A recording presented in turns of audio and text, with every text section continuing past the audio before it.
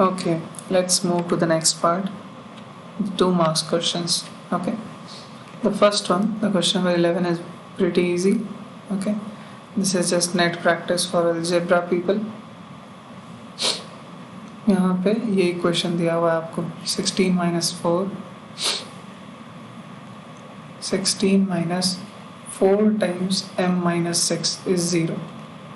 ठीक है, तो ये जो पूरा माइनस वाला टर्म है आप इसको पूरा उठा के उधर कर दो, इस पूरे को, दोनों मल्टीप्लाइड है, किसी एक को मत कर देना, ये जब जाएंगे दोनों साथ में जाएंगे. ठीक है, तो ये हो जाएगा 16 is equals to 4 times m minus 6.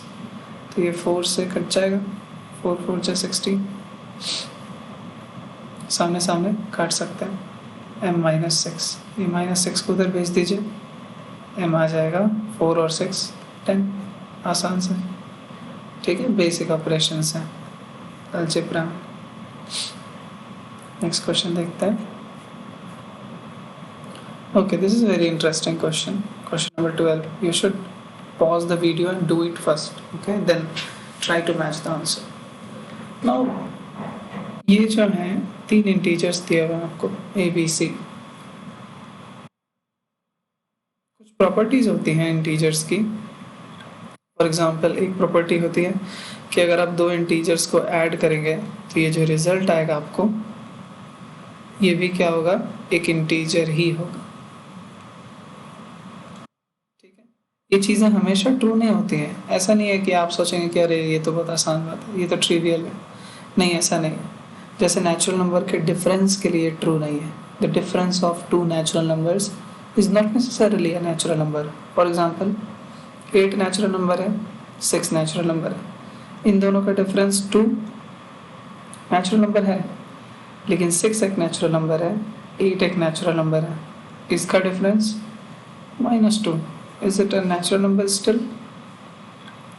No. ठीक है, तो ये चीज़ें इंपॉर्टेंट होती हैं, समझना इनको. ओके, तो जो ऑपरेशन कर रहे हैं हम यहाँ पे, एडिशन कर रहे हैं, तो उस प्रॉपर्टी का नाम भी इसी पे पड़ता है, एडिशन लिखा रहता है उसमें. ठीक है, जैसे इस प्रॉपर्टी को 2 इंटीजर को ऐड करके हमें इंटीजर ही मिलेगा, इसको कहा जाता है closure property. Closure property on addition of integers. ठीक है, क्लोजर प्रॉपर्टी मतलब एक क्लोज कम्युनिटी है इनकी. ऐड करेंगे इंटीजर्स को तब भी वो इंटीजर्स ही मिलेगा हमको. इस चीज़ को क्लोजर प्रॉपर्टी कहा जाता है. ठीक है, मल्टीप्लाई करने पे भी मिलता है तो उसको कहेंगे closure property of multiplication of integers. ठीक है, तो प्रॉपर्टीज़ के नाम याद रखना बहुत आसान है, उनका लॉजिक आपको पता होना चाहिए बस. ठीक है, उसी के बेसिस पे ये क्वेश्चन. जैसे फर्स्ट है a plus B is b plus A. ठीक है, इस चीज़ को क्या कहा जाता है, कम्यूटेटिव प्रॉपर्टी कहा जाता है इसको. ठीक है, यहाँ पे ऑप्शन इन्होंने गलत कर दिया है. कम्यूटेटिव प्रॉपर्टी, क्लोजर ही 2 बार लिख दिया है. ये कम्यूटेटिव प्रॉपर्टी होती है, a plus B is b plus है. ठीक है, the second one a plus B plus C. Bracket का काम पहले किया जाता है, मतलब b प्लस सी को आप पहले जोड़ लीजिए, फिर उसमें a जोड़िए, या फिर a प्लस बी को पहले जोड़ लीजिए फिर उसमें c जोड़िए, कोई फ़र्क नहीं पड़ेगा, दोनों सेम रिजल्ट आएगा.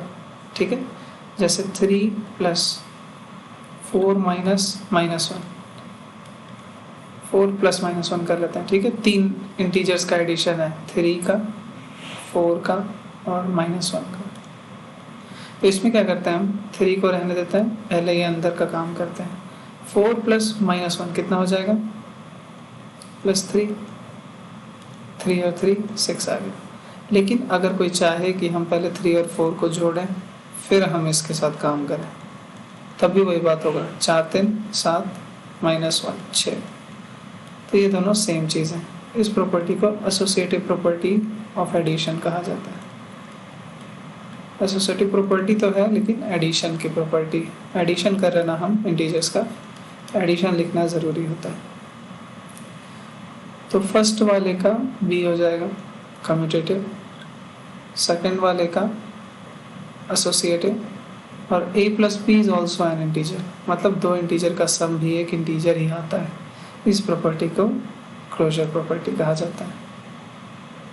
ठीक है, तो 1 का हो जाएगा b, 2 का हो जाएगा a और 3 का रहेगा c। Okay, next question. Suppose we represent the distance above ground by a positive integer. ठीक है, पहले तो ग्राउंड बना लीजिए। क्वेश्चन नंबर 13 में कह रहा है ये ग्राउंड है, ग्राउंड से ऊपर अगर जाना है तो पॉजिटिव डिस्टेंस रहेगा और नीचे जाना है तो similarly negative. Then answer the following. An elevated descents, descents मतलब नीचे जाना। ठीक है, एक्सेंड मतलब ऊपर जाना। Descents into a mine shaft. Mine shaft होता है जो माइंस होती है ना, डीप माइंस होती है ग्राउंड के काफ़ी नीचे, तो वहाँ पे लिफ्ट बनाना पड़ता है लोगों को नीचे ले जाने के लिए। वो जो लिफ्ट होता है ना, उसका जो सेंटर होता है उसको माइन शाफ्ट कहते हैं। At a rate of 5 meter per minute, 5 meter प्रति मिनट के रफ्तार से वो नीचे जा रहा है। What will be its position after 1 hour. 1 घंटे के बाद वो कितना नीचे चला जाएगा। अगर इस रेट से जाता रहा 1 घंटे तक, 5 मीटर पर मिनट से जा रहा है। अच्छा, माइन शाफ्ट ये वो शाफ्ट है जिससे ड्रिलिंग कर रहे हैं वो माइन में। ठीक है, ये वो लिफ्ट नहीं है, पीपल को कैरी करने वाला वो नहीं है। देखो स्पीड बहुत कम है, 1 मिनट में सिर्फ 5 मीटर जा रहा है। तो ये माइन शाफ्ट कुछ और है। ठीक है, it's not a lift, it's the real mine shaft which goes on drilling, which goes on digging into the ground. Now see, ground के नीचे जा रहा है, ठीक है, ऊपर नहीं जा रहा है। तो नीचे का डिस्टेंस उसने बोल दिया है कि आप नेगेटिव लीजिएगा। तो लास्ट में जो हम आंसर बताएंगे, मान लो वो इतना डीप गया यहाँ पे, ठीक है, उसका लेवल आपसे पूछेगा तो माइनस लगा के बताना है। उससे क्या पता चल जाएगा, माइनस लगाने से कि ये ग्राउंड के बिलो है, अबव नहीं है। अगर आप पॉजिटिव मेंशन कर देंगे 300 मीटर तो ऊपर चला जाएगा। ठीक है, पावर प्लांट्स में भी ऐसा होता है, ग्राउंड के नीचे की चीज़ों को माइनस लेवल बोला जाता है। -3 मीटर पे है, -4 मीटर पे है, मतलब ग्राउंड से 3 मीटर नीचे, ग्राउंड से 4 मीटर नीचे। तो वो कह रहा 5 मीटर पर मिनट से जाता है और 1 घंटे में पूछ रहा है कितना हो जाएगा। तो 1 घंटे में कितना मिनट होता है, 60 मिनट, और 1 मिनट में वो 5 मीटर चला जाता है। तो टोटल डेप्थ कितना चला जाएगा वो 1 घंटे में, 5 meter per minute into 60 minutes, speed into time, यही होता है। सिंपल फॉर्मूला है डिस्टेंस का, मिनट से मिनट कट गया, 300 मीटर आ जाएगा आंसर। लेकिन 300 मीटर अगर आपने लिखा तो आपके मार्क्स कट जाएंगे। आपको क्या मेंशन करना है, उसका फाइनल लेवल होगा -300 मीटर। यही इंपॉर्टेंट है इस क्वेश्चन में, साइन के साथ आंसर बताना। ठीक है, नेक्स्ट क्वेश्चन देखते हैं। The teacher tells the class that the highest marks, ये लीनियर अलजेब्रा का क्वेश्चन है। ठीक है, इसमें इक्वेशन बनाना है आपको ध्यान से, बस उसके अलावा कुछ भी नहीं है। Okay, let's read the question. A teacher tells the class that highest marks obtained by a student in her class, जो highest marks लाया है बच्चा, ठीक है, ये highest marks, highest marks obtained by a student in a class is twice the lowest marks plus 7। ठीक है, मान लो ये lowest marks है, ठीक है, lowest marks मान लीजिए 10 है, तो twice the lowest marks, twice the lowest marks कितना हो गया 20 प्लस 7 27। तो 27 क्या है, हाईएस्ट मार्क्स है। जस्ट एन एग्जाम्पल, तो यहाँ पे तो हमने 10 मान लिया, बट एक्चुअली हमको पता है नहीं कि कितना है। ठीक है, लोएस्ट मार्क्स, तो let's assume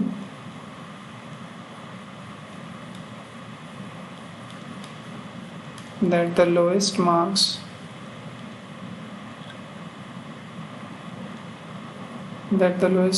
is x marks मान लेते हैं लोएस्ट है।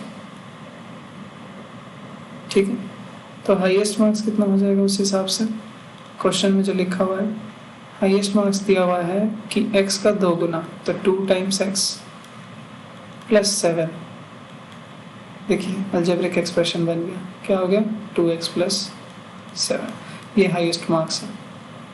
और क्वेश्चन में एक मज़ेदार इन्फॉर्मेशन दिया हुआ है that the highest score is 87, so it makes our task really easy. Highest marks ही उन्होंने दे दिया, तो हम क्या करेंगे 2x प्लस 7 को 87 के बराबर कर देंगे अकॉर्डिंग टू क्वेश्चन। ठीक है, I hope it's very clear. तो 7 इसमें घटा दीजिए उधर ले जाके, 2x इज इक्वल टू 80 हो जाएगा, x आ जाएगा 40। तो 40 क्या हुआ, 40 लोएस्ट मार्क्स हुआ।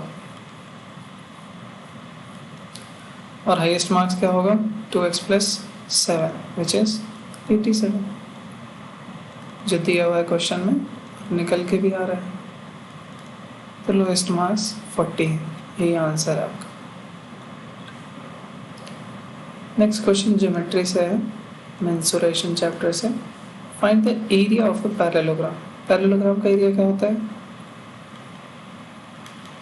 Base into height. ट्रायंगल का आधा होता है, ट्रायंगल का डबल होता है, सॉरी ट्रायंगल में half into base into height होता है, इसमें बेस इनटू हाइट। तो बेस दे ही दिया है आपको, हाइट भी ड्रॉ कर दिया है, और क्या चाहिए। Question number 16, construct an angle of 45 degree. ठीक है, देखिए दो तरीका है बनाने का 45 डिग्री का एंगल। एक आप प्रोटेक्टर यूज करके बना सकते हैं,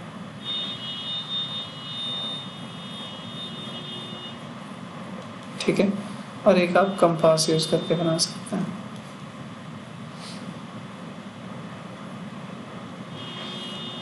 प्रोटेक्टर में क्या करना है आपको, स्टेप्स क्या क्या होंगे, स्टेप्स लिखना है एग्जाम में, ठीक है। सबसे पहले आप एक बेस लाइन बनाएंगे, ये मैंने बेस लाइन बना दी। चूज अ पॉइंट, एक पॉइंट चूज करेंगे, मान लीजिए ये वाला किया मैंने पॉइंट P। अब यहाँ पे सेंटर द प्रोटेक्टर, प्रोटेक्टर को यहाँ पे आप रखिए। प्रोटेक्टर आपका वो एंगल मेजर करते हैं, चांद जो है हमने यहाँ पे रख दिया। इधर से यहाँ से 0 से मार्किंग शुरू होती है, इस तरह से यहाँ पे 90 होता है और इधर 180 होता है। तो हमेशा हम इस तरफ से करते हैं, एंटी क्लॉकवाइज बता रखा है आपको, एंगल इधर से बनाते हैं। तो यहाँ पे आप देखेंगे इस जगह पे कहीं पे 45 डिग्री होगा, तो यहाँ पे पेंसिल से मार्क कर लीजिए। Now remove the protector and join these two lines, these 2 points इनको ज्वाइन कर दिए। तो जब प्रोटेक्टर आप हटा देंगे, ठीक है, तो क्या बचेगा आपके पास, इधर एक नाम दे दीजिए, मान लीजिए यहाँ पे A और यहाँ पे B दे दिए। तो AP एक हो गया लाइन सेगमेंट पॉइंट A से P के बीच में, और P भी एक लाइन सेगमेंट हो गया, या रे जो भी आप कहना चाहें। और जो ये ओपनिंग है इनके बीच का, यही किसको रिप्रेजेंट करता है 45 डिग्री को, ठीक है। तो एक एंगल बनाने के लिए आपको 2 लाइन सेगमेंट चाहिए था, आपने बना लिया।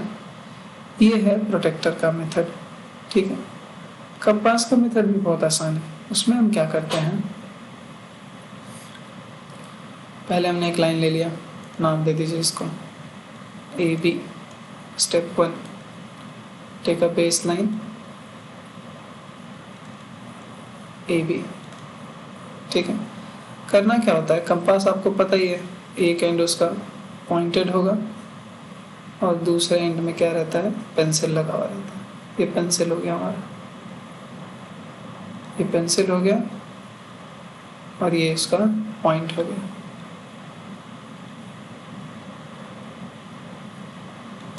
तो करते क्या है, इसका जो शार्प वाला पॉइंट है उसको यहाँ पे रखते हैं, एक पॉइंट पे B पे, और मोर देन हाफ खोल के, मतलब हाफ यहाँ पे होता है लगभग, कंपास को हम ऐसा खोल के, मतलब यहाँ पे पेंसिल है, ठीक है, मोर देन हाफ, कितना खोल दिए, मोर देन हाफ खोल के एक बार ऊपर ऐसे काट देते हैं और एक बार नीचे ऐसे काट देते हैं, ठीक है। तीसरा स्टेप है cut arcs from both A and B, और दोनों साइड काटना है। तो जैसे बी पे रख के आपने किया था, इधर इधर काट दिया, उसी तरह ए पे पॉइंट रख के इधर और इधर काट देना आपको।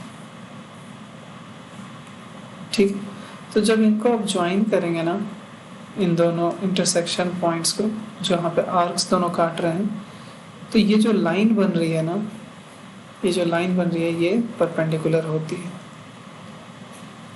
ठीक है, this is the perpendicular bisector of this line A B. You have got a perpendicular. Perpendicular मिल गया, मतलब ये एंगल कितना है, 90 डिग्री। अच्छा, 90 डिग्री को अगर कोई बाइसेक्ट करेगा तो कितना डिग्री मिलेगा? अगर इसको कोई बाइसेक्ट कर दे तो 45 डिग्री मिल जाएगा। तो अब हम क्या करेंगे, चौथा स्टेप है हमारा, बाइसेक्ट द एंगल। अब आप सोचेंगे एंगल को कैसे बाइसेक्ट करना है, तो एंगल बाइसेक्ट करना is one of the easiest methods in construction. Okay, आप क्या करिए, पहले तो यहाँ पे कंपास का पॉइंट रख के पॉइंट ओ पे एक छोटा सा आर्क बना लीजिए, इतना बना, क्वार्टर सर्कल जैसा। ठीक है, इस क्वार्टर सर्कल के 2 पॉइंट्स हुए, एक इधर वाला P और एक इधर वाला Q। अब आप क्या करो, कंपास को खोलो, पॉइंट P पे रखो, P पे रखो और खोलो इतना कि ये ऑलमोस्ट मोर देन हाफ पे आ जाए एंगल के इस पर। ठीक है, थोड़ा सा बड़ा खोलना है ताकि इतना खुल जाए, इतना लंबा खोलना है उसको, और एक बार इधर कट करना है, एक बार इधर कट करना है। ठीक ऐसा ही काम Q पे रख के इधर कट करना है और इधर कट करना है, और इन दोनों को मैच कर देना है, ये जो इंटरसेक्शन पॉइंट्स आएंगे उनको। ठीक है, ये जो इंटरसेक्शन पॉइंट आएंगे यहाँ से ये ऑटोमेटिकली पास हो जाएगा, और ये एंगल कितना हो जाएगा, 45 डिग्री। ठीक है, तो पहला काम है बी पे कंपास को रख के आर्क्स बनाना ऊपर नीचे, फिर ए पे आर्क्स रख के कंपास को रख के आर्क्स बनाना ऊपर नीचे, दोनों जहाँ पे इंटरसेक्ट कर रहा है दोनों को मिला देना, इससे 90 डिग्री बनेगा। मे बी ये क्लास 8 में पढ़ना हो। ठीक है, 90 डिग्री बनेगा। अब फिर एंगल को बाइसेक्ट करेंगे ताकि 90 डिग्री बाई 2 करके हमको 45 डिग्री मिल जाए। ओके, तो एंगल बाइसेक्ट करने का तरीका बहुत आसान है। पहले तो एक आर्क बना लीजिए, प्रॉपर, उंगली से नहीं बनाना है। ठीक है, फ्री हैंड से नहीं बनाना है, हाथ से प्रॉपर आर्क बनाना है। मतलब आपको जब ये परपेंडिकुलर मिल चुका होगा,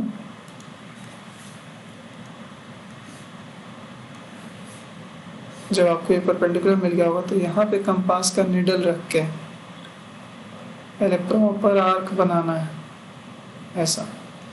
फिर एक बार यहाँ पे निडल रखाएगा, ऐसे कट होगा ऊपर नीचे, फिर एक बार यहाँ कटेगा, ऊपर नीचे कट होगा, और ये वाला लाइन दोनों मीट करा देना है, तो ये एंगल 45 डिग्री निकल के आएगा। So the steps are very easy, you have to bisect the line then bisect the angle. ठीक है, बट इससे आसान तरीका प्रोटेक्टर वाला है ये वाला, बट आप दोनों ट्राई करना। ठीक है, यूजुअली 2 नंबर का है तो प्रोटेक्टर वाला ही चलेगा। क्वेश्चन नंबर 17 बहुत अच्छा है। ठीक है, इसमें क्या है, पूछ रहा है a की पावर m है और बगल में a की पावर m/2 है मल्टीप्लाई, और यहाँ लिखा हुआ है a की पावर n टाइम्स m। पूछ रहा है n कितना होगा, न्यूमेरिकल वैल्यू, n की वैल्यू कितनी होगी, इट्स एन अननोन थिंग। तो आपको पता है ना, जब बेस सेम होता है मल्टीप्लाई में नंबर्स के, तो पावर का क्या होता है,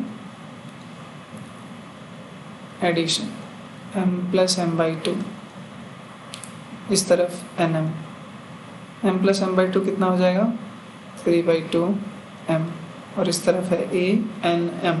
ठीक है, तो ज़रा एक्सपोनेंट्स को कंपेयर करके देखिए, आपको पता चल जाएगा n की वैल्यू कितनी है। n की वैल्यू 3/2 है। अगर इधर इधर वालों को बराबर होना है जो क्वेश्चन में दिया हुआ है, तो पावर भी तो सेम होना पड़ेगा। Exponents need to be same if these numbers are equal, and that can only be possible if n is 3/2। ठीक है, तो n का answer 3/2। Question number 18 is very good, -1 की पावर 1001। ठीक है, सिर्फ आंसर नहीं लिखना है, एक्सप्लेन भी कर देना है थोड़ा सा। -1 की पावर 1001 होता क्या है कि -1 को अगर इवन नंबर ऑफ टाइम्स आपस में मल्टीप्लाई कीजिए तो -1 पेयर बन के 1 हो जाता है। ठीक है, माइनस माइनस प्लस साइन होता है। और अगर पेयर अप नहीं हो पाया, मान लीजिए 3 है, तो इन दोनों का तो पेयर अप हो जाएगा, लेकिन ये अकेला रह जाएगा -1, यहाँ -1 ही आएगा। ठीक है, तो -1 पे अगर ऑड नंबर है पावर में तो इसका आंसर -1 होगा, क्योंकि चाहे कितना भी आप पेयर बनाइए एक बच ही जाएगा लास्ट में। ठीक है, जैसे 5 का है, -1 की पावर 5, यही होगा। इनका पेयर बन गया, इनका पेयर बन गया, ये रह गया -1। एक के वजह से सारा काम बिगड़ जाता है। और वही अगर -1 पे इवन पावर है, कोई इवन नंबर है पावर में, तो ये परफेक्ट पेयर अप हो जाएगा और 1 आंसर आएगा। तो ये बात, ये फैक्ट को एक्सप्लेन कर देना है, उसके बाद बोलना है कि ये -1 होगा, क्योंकि इसका पावर क्या है, ऑड। ठीक है, क्वेश्चन नंबर 19, ट्रू और फॉल्स बताना है।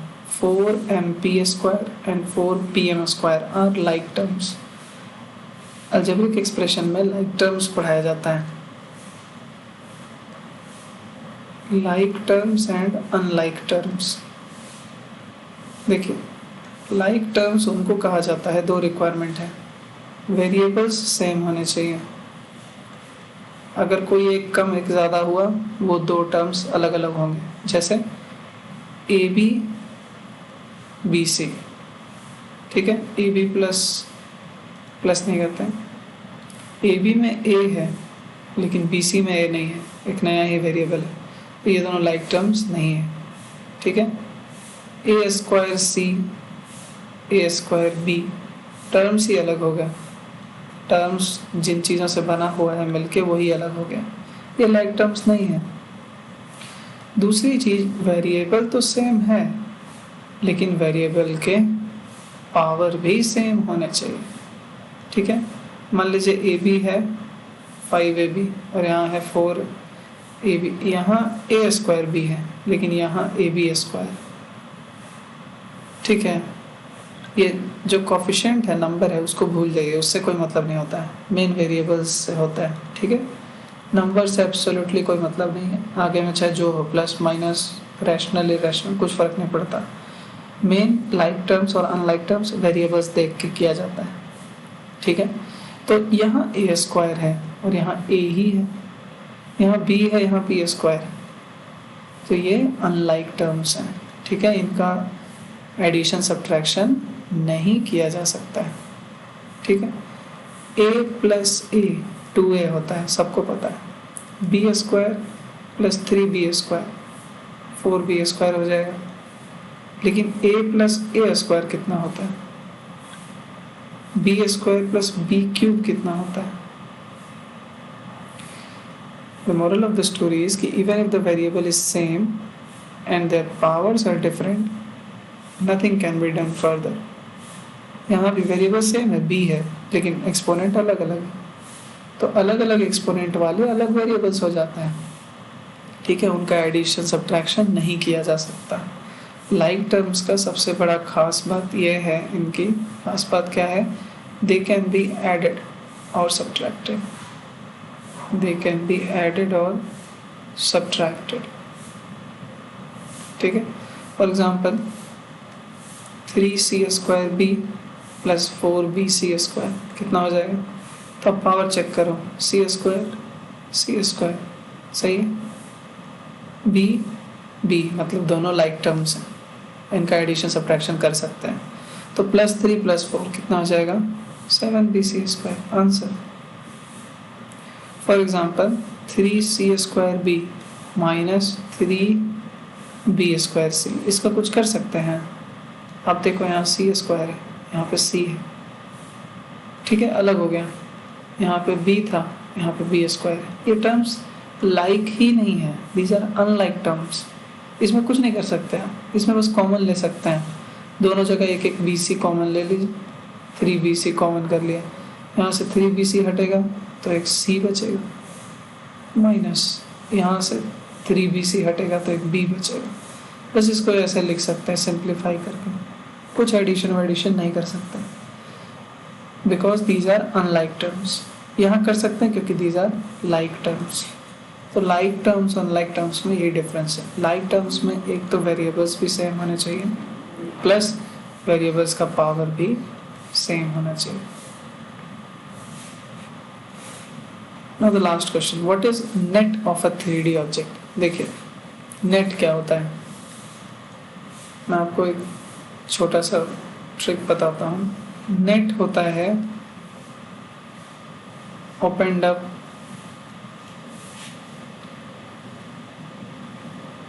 Up form of a 2D object,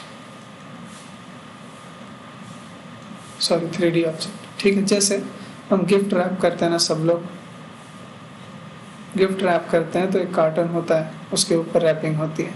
ठीक है, तो इसके ऊपर जब हम रैपिंग कर दिए रहते हैं, ठीक है, रैपिंग कर चुके होते हैं हम जब, तो आप ध्यान दो अगर इस रैप को बिल्कुल सिस्टमेटिकली खोला जाए, ठीक है, ऊपर, तो वो कैसा होगा जो रैपर को खोल दिया जाए तो देखिए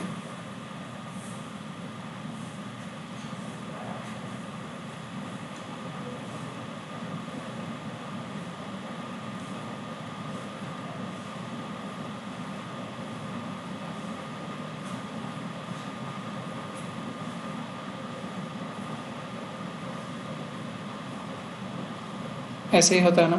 इस बॉक्स को हम क्या करेंगे, यहाँ पे रख देंगे बीच में,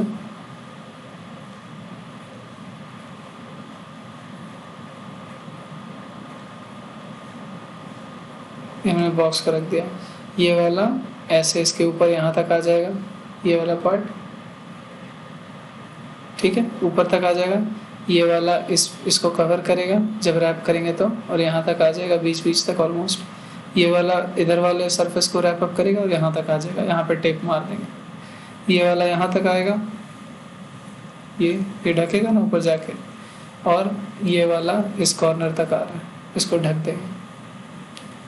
तो एक रैपर की तरह आप समझ लो, एक 2 डायमेंशनल ऑब्जेक्ट है जिसको घेर के, अब मान लो थोड़ी देर के लिए बॉक्स नहीं है, ये वो है आयरन का शीट है, आयरन का शीट, तो इन सब को जोड़ के अगर उसमें रिवेट मार दिया जाए तो वो पेटी बन जाएगी, जो होता है ना अपने GI का पेटी मार्केट में बिकता है, पुराने ज़माने में पेटियां कैरी करते थे हम, ठीक है। तो इसी चीज़ को नेट कहा जाता है, जिस चीज़ से मिलके कोई ऑब्जेक्ट बना हुआ होता है, ठीक है। जैसे एक सिलेंडर है, ठीक है, सिलेंडर कैसे बना हुआ है, अगर हॉलो है तो इधर भी ओपन है इधर भी ओपन है। सिलेंडर को अगर आप यहाँ से कैंची से काट दो और खोल दो तो वो सिंपली एक पेपर की तरह होगा कि नहीं। ये 2πr है, ये वाला पूरा खुल गया ना, 2πr हो गया, और ये जो हाइट थी वही ये वाली हाइट, इसी को आप रैप कर दोगे इधर से और इधर से, तो फिर से वही गोल बन जाएगा जैसे पेपर से गोल बनाते हैं, ठीक है। तो सिलेंडर का नेट ये हो गया, रेक्टेंगल हो गया परफेक्टली, ठीक है। तो कोई ऑब्जेक्ट, कोई 3 डायमेंशनल ऑब्जेक्ट कैसे बना हुआ है 2 डायमेंशनल चीज़ों से, उसको नेट कहा जाता है, ठीक है। आपके NCERT में काफ़ी एग्जांपल्स हैं, ठीक है, तो आप उससे पढ़ सकते हैं। ओके, ठीक है, नेक्स्ट वीडियो में इसका आगे करेंगे।